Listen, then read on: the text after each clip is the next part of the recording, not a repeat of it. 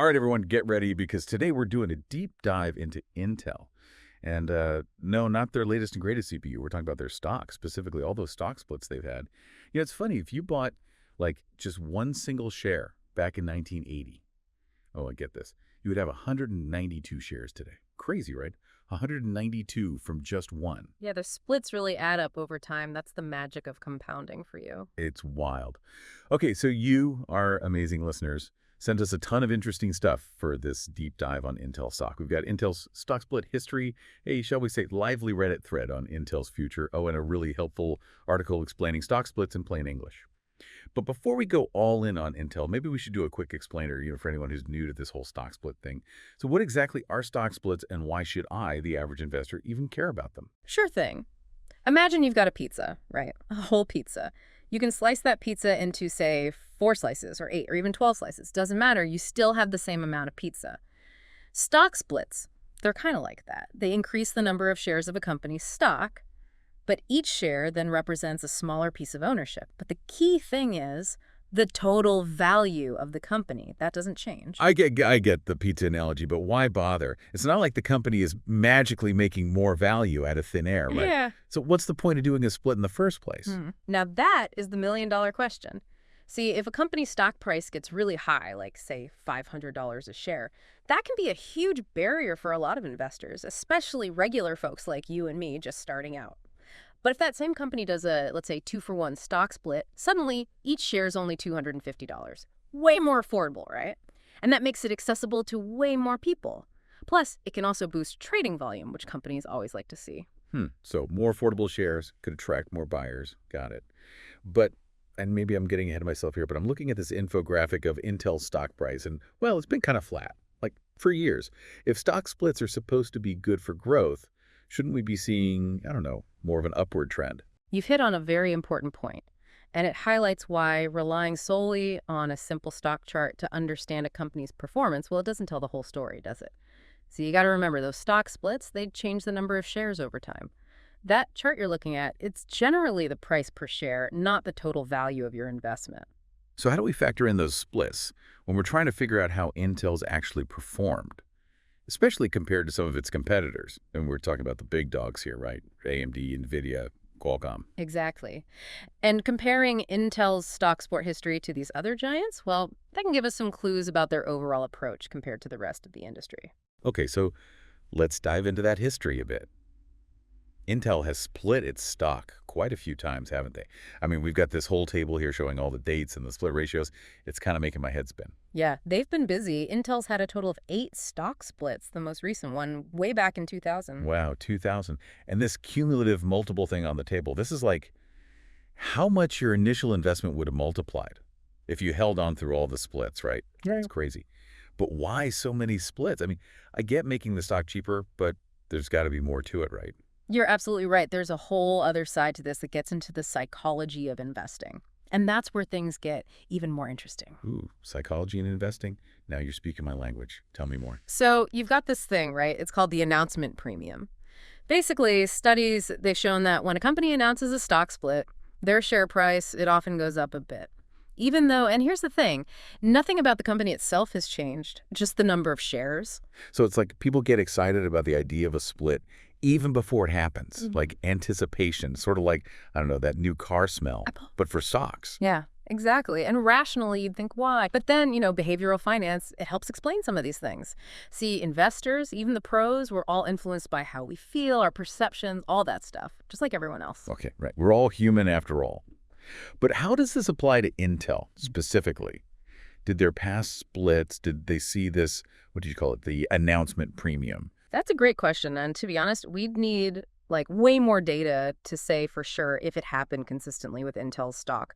We know, historically, a lot of companies, especially in tech, they definitely saw this trend.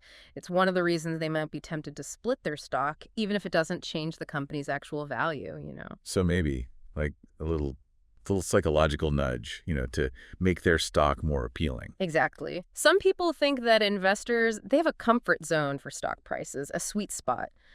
They prefer stocks that are between, say, $10 and $50 per share. So Intel, with all those splits, maybe they were trying to keep their stock in that comfy range, attract more everyday investors like us. Okay, so stock splits can make a stock seem more affordable and maybe create a buzz that drives up the price, for a bit anyway. But let's get back to Intel, where they're at now. Their stock price, we talked about it, it's been kind of flat for years, even with those splits. And then there's that Reddit thread, remember? Some people are like, Intel's done. But others, they seem, I don't know, more hopeful, especially with these new chips they're coming out with. Plus, there's this whole other thing, right? Intel's trying to become like this major player in making chips for other companies, not just their own stuff. There's a lot going on. You said it. Intel's story, it's definitely more complicated than just looking at their stock price or those splits. That's why understanding these big decisions they're making, like getting into the chip foundry business, well, it's super important. So how does this whole foundry strategy change things for Intel? Especially compared to companies like TSMC, that's Taiwan Semiconductor Manufacturing Company, right? They're like the big kahuna in the foundry world, aren't they? They are, for sure. TSMC, they're leading the pack, no question. They've got the experience, they've got the scale, they've got the clients. So Intel jumping into this game, it's a bold move, and it's not going to be easy. Lots of challenges, but lots of opportunities, too. So it's not like Intel could just stroll in and be top dog overnight. Not a chance. TSMC's got a huge head start, right? But Intel, they've got their own strengths, deep technical expertise, tons of manufacturing capacity, and, this is big, they've got strong relationships with potential clients, especially in the US and Europe. And over there, people are really looking for other options besides Asia for their chips, diversifying supply chains, all that. So this foundry move, it could be huge for Intel, but it's still early days. We'll have to see how it plays out. Exactly. And that's what makes analyzing their situation, well, it's more interesting, but more complex too. It's not enough to just look at how they've done in the past. We've got to figure out, what does this new direction mean for them, their future? So we're getting a better picture now, right? We've got their stock split history, the whole psychology of investing thing, and Intel going all in on this chip foundry business. But for our listener at home, the one who's probably thinking, should I buy Intel stock or what? What are the key takeaways here? What should they be thinking about when they're making that decision? So let me see if I've got this right. We're talking about a company, Intel, right? They've done a bunch of stock splits. They're making a big play into a whole new market. But their stock price, well, it hasn't exactly been a rocket ship to the moon. What's the average investor supposed to make of all this? It's a lot. Isn't it? But hey, that's the thing about investing. That's what makes it so interesting. It's not always about, chasing the latest hot stock or following the herd. It's about understanding what a company is really worth, their potential, and, of course, the risks. And with Intel, well, there's plenty to think about in all those areas. All right, so let's do some thinking then. Where do we even start?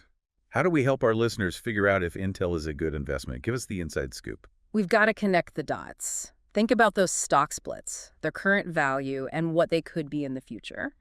Remember, splits, they might make the stock look cheaper, but they don't tell the whole story. We've got to look at their financials, how much money they're making, and how they stack up against those other chip companies, right? In design and now in manufacturing, too. Right, because it's a jungle out there. You've got AMD. They're really coming for Intel's lunch in the processor market. And then TSMC, they're the ones to beat in the foundry game. Intel's really stepping into the lion's den with this one. They are. And that's why we do these deep dives, right? We're giving our listeners all the info, the full picture. So yeah, Intel's growth, it might not be as flashy as some of those other tech companies, but they're still a massive player. They've been around the block. They know how to adapt. And these moves they're making, they're trying to stay ahead of the curve, that's for sure. So it's not just about those past stock splits. It's what they tell us. This is a company that's been there, done that, and knows how to roll with the punches. Exactly. And that's what matters, right? As an investor, don't get swept up in the hype. Look at the fundamentals, see who they're up against, and then ask yourself, do I believe in this company? Can they make it in this crazy market? And most importantly, will my investment grow? Will they make me money? That is some seriously solid advice. So for our listeners, the ones who've been with us on this deep dive into the world of Intel, what's the one thing you want them to remember?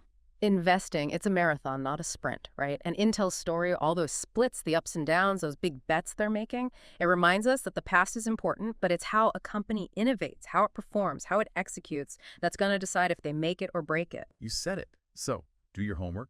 Don't be afraid to think for yourself. And remember, investing always has risks. Make sure you're comfortable with your choices. Until next time, happy investing, everyone.